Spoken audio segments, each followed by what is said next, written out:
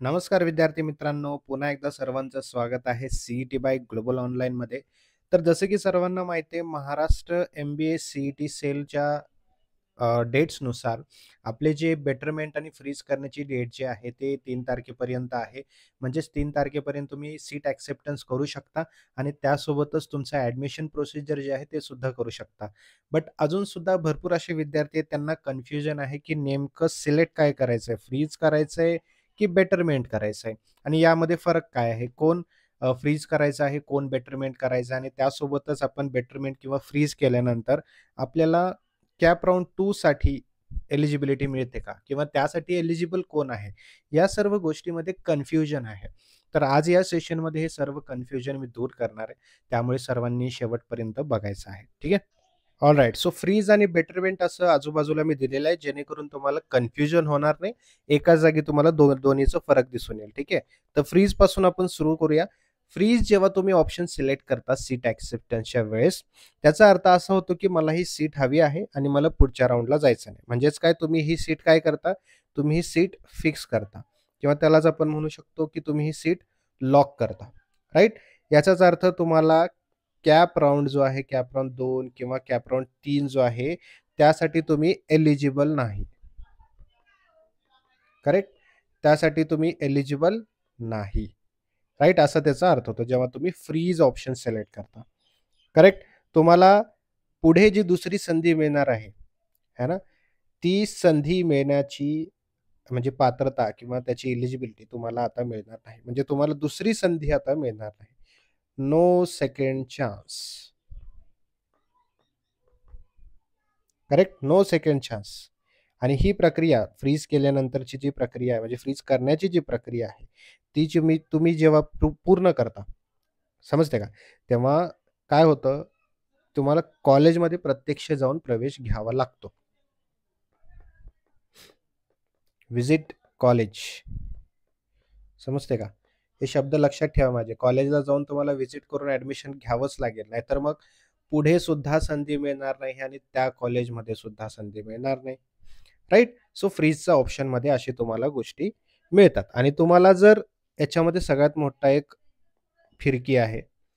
तुम्ही जेव्हा कॅप राउंडसाठी तुम्ही ऑप्शन दिलेले असतात आणि तुमचं जे कॉलेज प्रेफरन्स दिलेलं असतात आणि तुम्हाला जर चुकून फर्स्ट प्रेफरन्स तुम्ही दिलेला जर तुम्हाला मिळाला, तर ऑटोमॅटिकली फ्रीज होऊन जातं. त्यामध्ये तुम्हाला बेटरमेंटचं ऑप्शनच दिलं जाणार नाही. तुम्हाला जर फर्स्ट प्रेफरन्स मिळाला, तर नो बेटरमेंट ऑप्शन. नथिंग.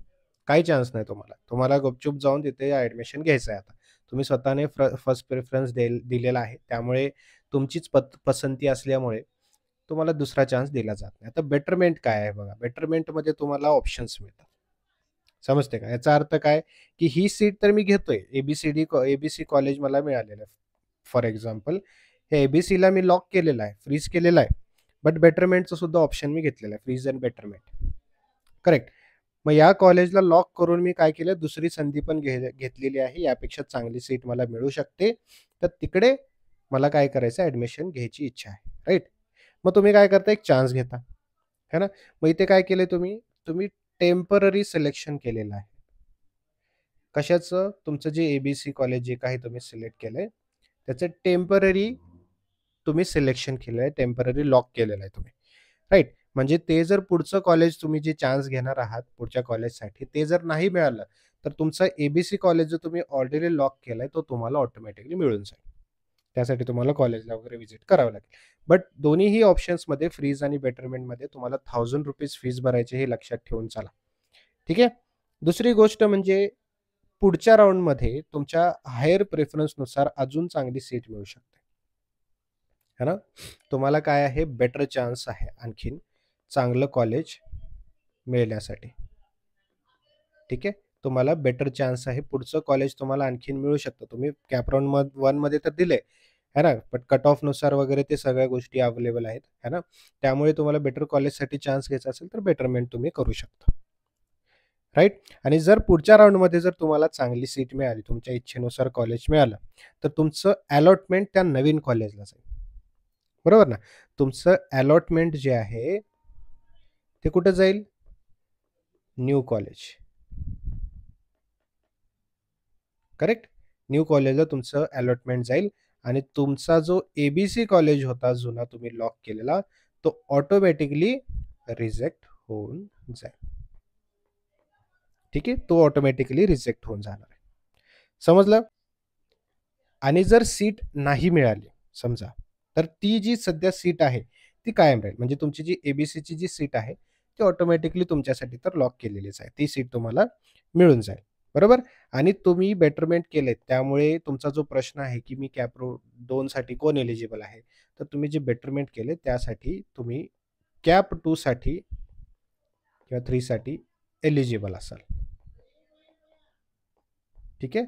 तुम्ही कॅप 2 साठी एलिजिबल राहणार आहात. बट तुम्हाला फर्स्ट प्रेफरन्स जर मिळाला, तर तुम्ही कॅप राउंड 2-3 साठी एलिजिबल राहणार नाहीत.